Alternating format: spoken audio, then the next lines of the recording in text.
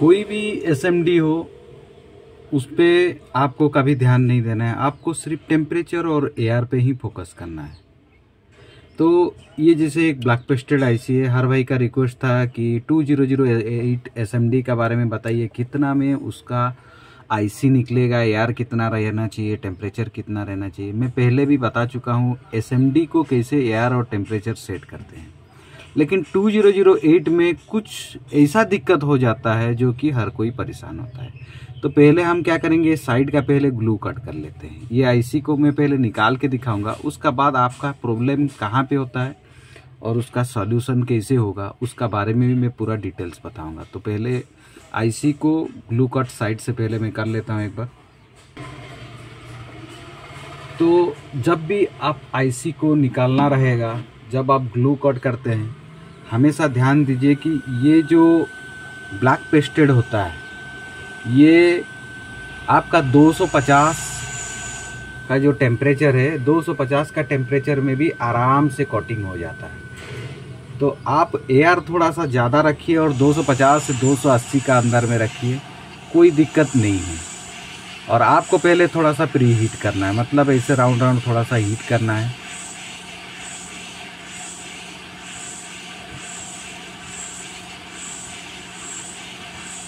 और फिर जाके ग्लू कोटिंग एक साइड से चालू करना है। जब भी आप ग्लू कटिंग करें पहले आपको ब्लेड पे ये चीज़ ध्यान देना है, ऐसे रखें और सीधा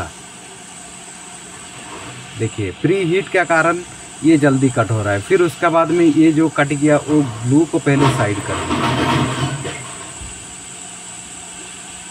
ये हो गया। फिर उसका बाद इसका काम ख़त्म नहीं हुआ है, फिर इसे तिरछा आपको एक बार मारना पड़ेगा, मतलब आईसी का अंदर। ये तिरछा मारने का कारण मैं आपको बता देता हूँ। जब भी आप कोई स्क्रैपर ऐसे इंसर्ट करते हैं ना, अगर आप तिरछा नहीं मारे रहेंगे, सिर्फ सीधा ही मारेंगे, तब क्या होगा, आपका एक प्रॉब्लम बहुत आता है।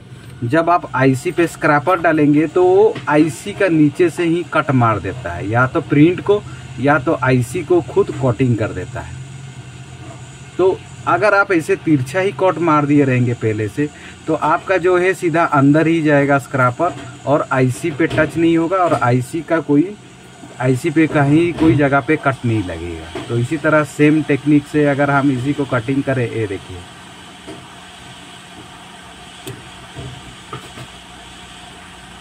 ये हो गया। अगर हम ऐसे डायरेक्ट करेंगे तो ब्लैक पेस्ट कोटिंग नहीं होगा, तो आईसी पे लग जाएगा।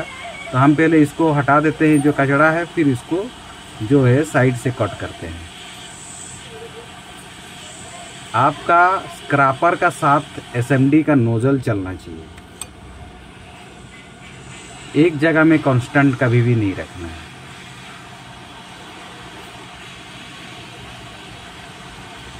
अगर आपका प्री हीट सही रहेगा तो आपका कोई एक कंपोनेंट्स भी अपना जगह से हिलेगा नहीं और कटिंग भी अच्छा से होगा।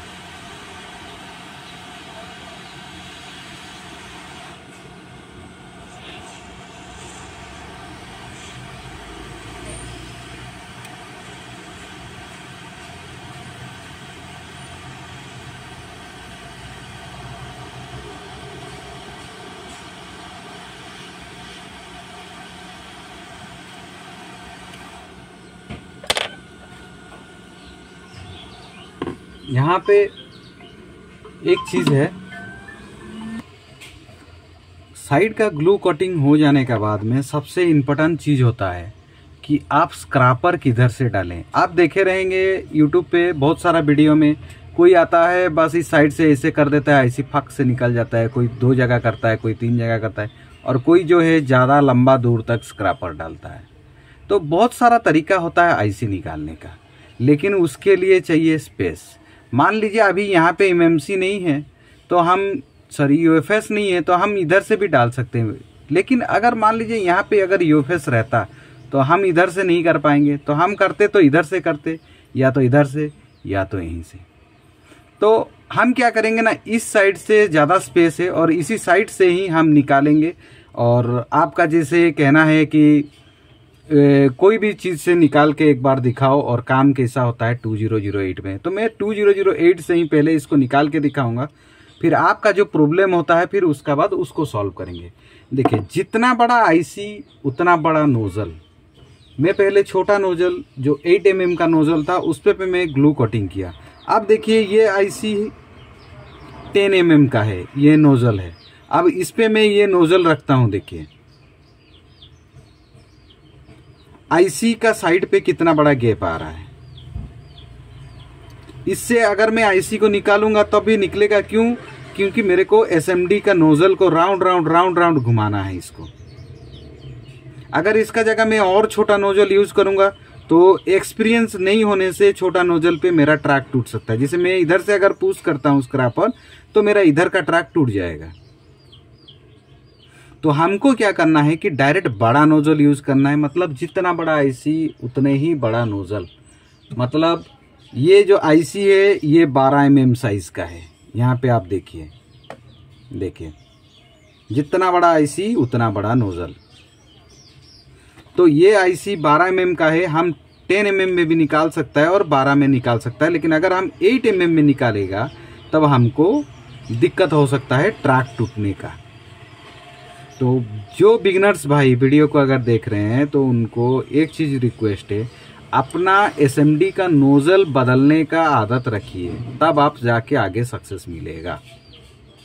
और एक चीज़ है 2008 को हम कितना एआर और कितना टेम्परेचर में निकालेंगे, ये जो था उसको मैं पूरा डिटेल्स आज आप लोग को लेके आया हूँ। पूरा फुल डिटेल्स क्लियर करूँगा।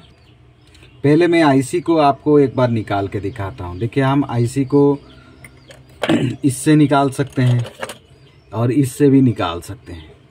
रियल प्रॉपर आईसी निकालने का जो टूल्स होता है वो है ये नहीं है। अगर ये होता तो हर कोई वाइट पेस्ट में भी इसको लगा के निकाल देता है, लेकिन ब्लैक पेस्ट हार्ड होता है और हीटिंग पाने के बाद ब्लैक पेस्ट जो है क्रैक हो जाता है, इसलिए हम लोग इससे निकाल देते हैं। लेकिन नहीं तो ये आईसी निकालने का जो प्रॉपर टूल्स है ये, तो हम पहले इसमें निकाल के दिखाएंगे। नेक्स्ट वीडियो में मैं आपको इसमें भी निकाल के दिखाऊंगा। तो हम क्या करेंगे ना, पहले बड़ा नोजल यूज़ करेंगे। तो मैं अपना एसएमडी को पहले हीट कर लेता हूँ एक बार। और जब हम ग्लू कोटिंग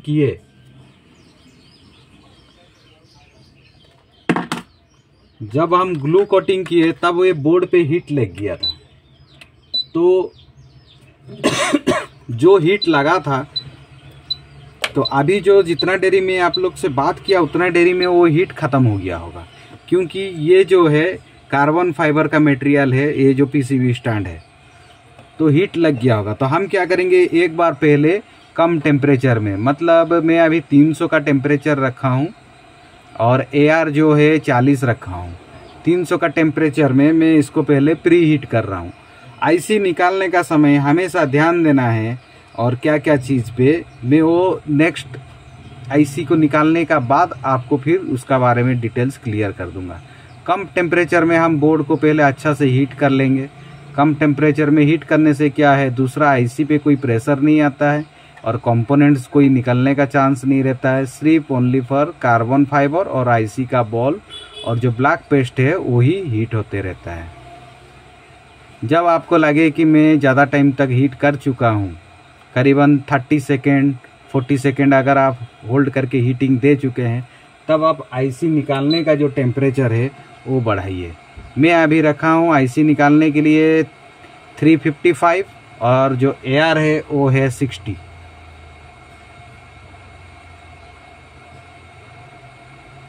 मेरे को एसएमडी ज़्यादा जो है रिमूव नहीं करना है, सॉरी ज़्यादा नहीं घुमाना है। देखिए मैं 2 जगह घुमाया और थोड़ा सा स्क्रैपर डाला 2 जगह पे और आईसी जो है हो गया। अब ये आईसी देखिए कितना इजीली निकल गया, ना इसमें कोई ट्रैक टूटने का चांस। अब आईसी नीचे है, मैं एक बार निकाल के आप लोग को उसको भी दिखा देता हूँ। ये देखिए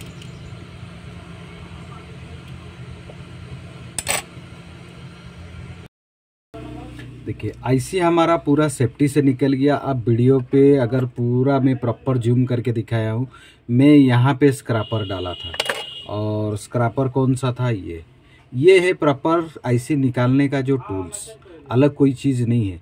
देखिए ये इसको अगर हम साइड कर दें तो यहाँ पे मैं स्क्रैपर डाला और यहाँ पे डाला, मैं उसको पूरा अंदर पुश नहीं किया। आप यहाँ पे दागी को भी देख सकते हैं, यहाँ पे है और यहाँ पे है, यहाँ पे इतना।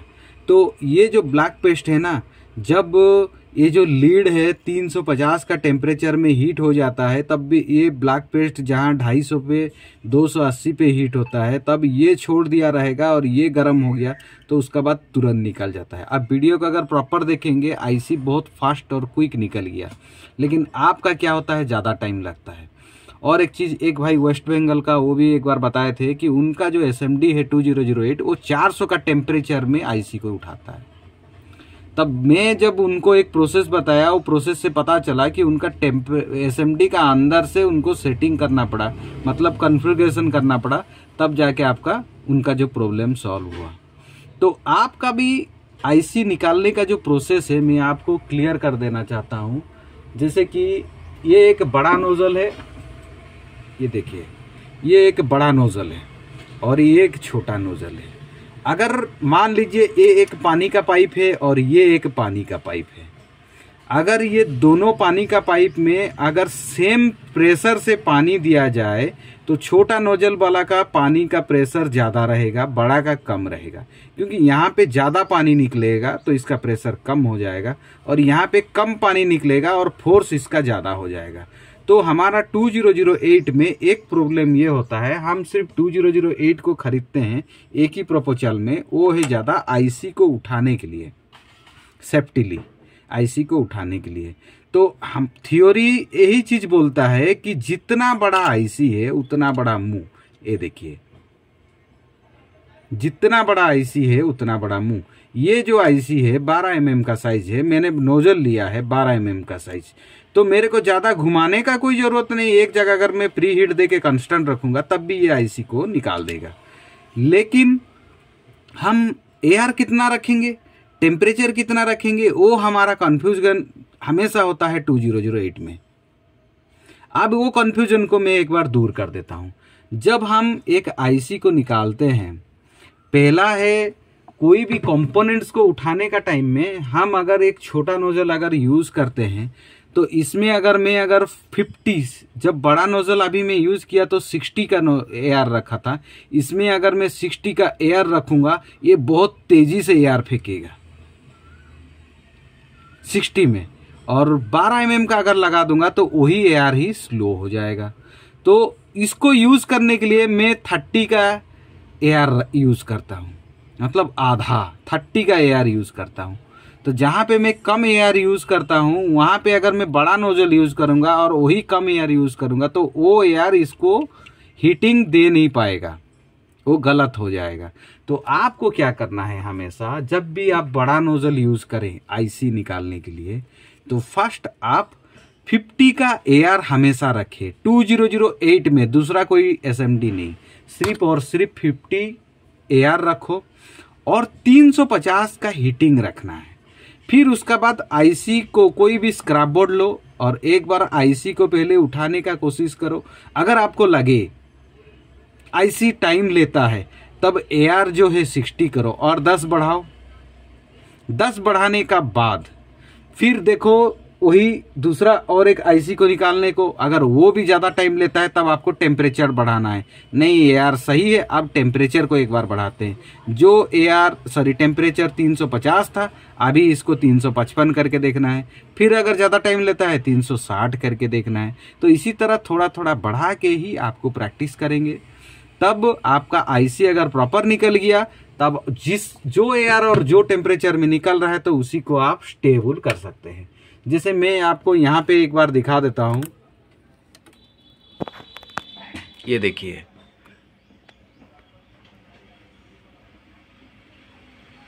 इसमें मैं 1 नंबर चैनल यूज़ नहीं करता हूँ और 3 नंबर चैनल भी मैं यूज़ नहीं करता हूँ, सिर्फ मैं 2 नंबर चैनल को यूज़ करता हूँ।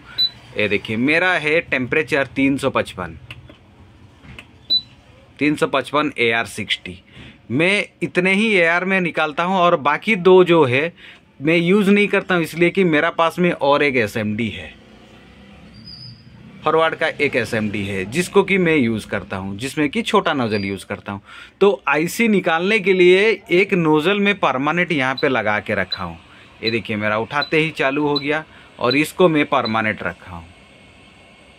देखिए 355। तो IC निकालने के लिए ही मैं प्रोपोचल में इसको मैं यूज़ करता हूँ। जो मेरा टेम्परेचर है 355, AR है 60। लेकिन आपका SMD अगर सही काम कर रहा है तो आपको भी इसी तरह 355 और 60 रखने से हो जाएगा। लेकिन आप एक बार खुद कोशिश करके देखिए आपका में कितना जा रहा है कितना नहीं। आप अगर सही ढंग से अगर रखेंगे तो आपका भी इसी तरीक़ा से निकलेगा। और IC निकालने के लिए थोड़ा सा प्रैक्टिस करना बहुत ज़रूरी है। क्विक 2008 में बड़ा नोज़ल का बारे में आज मैं बता दिया। नेक्स्ट वीडियो में मैं 2008 का छोटा नोज़ल का बारे में बताऊंगा कि IC को इसमें कैसे बैठाते हैं और कितना टेम्परेचर कितना AR रखना चाहिए। और टेम्परेचर AR सेटिंग का जो प्रोसेस है मैं वीडियो में पहले भी बताया हूं और आज भी थोड़ा सा हिंट्स में दे दिया हूं। और IC निकालने का जो प्रोसेस बताया वो प्रोसेस से आप निकाल सकते हैं। अगर आपका फिर भी कोई दिक्कत होता है तो आप CPU मास्टर कोर्स हमारा जो व्हाट्सअप ग्रुप है उसमें ज्वाइन करके क्वेश्चन आप पूछेंगे तो उसको भी हम सॉल्व करवाएंगे। और IC निकालने का तरीका अगर आपको पसंद आया, मेरा अगर IC निकालने का तरीका अगर आपको अच्छा लगता है तो आप कमेंट सेक्शन में ज़रूर कमेंट कीजिए। आपका भी कुछ दिक्कत है तो क्वेश्चन कीजिए, उसको भी सॉल्व करेंगे। और मैं नेक्स्ट वीडियो जो आएगा छोटा नोजल का बारे में, फिर उसका बाद में IC को क्लीनिंग करके आपको दिखाऊंगा। इजी प्रोसेस से IC कैसे क्लीन होगा। जो जितना बार भी आप IC उठा के क्लीन कीजिए 5, 6, 7 बार, तब भी आपका IC कैसे डैमेज नहीं होगा। और ख़ास करके आजकल का 5G बोर्ड में IC जल्दी डैमेज होता है, क्या करने से डैमेज नहीं होगा उसका भी मैं पूरा डिटेल्स आपको दूंगा। और IC का जो हैंड स्किल जो रहेगा कैसे आपका बेहतरीन होगा, उसके लिए आप हमारा साथ जुड़े, व्हाट्सएप ग्रुप में जुड़े तो आपको मैं आगे बहुत सारे हेल्प कर पाऊँगा। अगर आप लोग को ऑनलाइन क्लास चाहिए, फोल्ड फाइंडिंग आपका हैंड स्किल सही है लेकिन आप फोल्ड फाइंडिंग नहीं कर पाते हैं तो ऑनलाइन क्लास का भी मैं नंबर दिया हूँ, ऑफलाइन क्लास का भी नंबर दिया हूँ, आप जुड़ सकते हैं आप आगे बढ़ना अगर चाहते हैं तो। अगर ये 2008 का बारे में और अगर कुछ जानकारी चाहिए तो कमेंट सेक्शन में कमेंट कीजिए, उसका बारे में मैं आपको बताऊंगा। उसको छोड़ के आप 2008 छोड़ के उसका छोटा नोजल IC उठाना बैठाना, उठाने का तरीका तो दिखाया, बैठाने का तरीका और रिवॉल्व कुछ भी जानना है हैंड स्किल का बारे में तो उसका बारे में भी आप कमेंट में पूछ सकते हैं।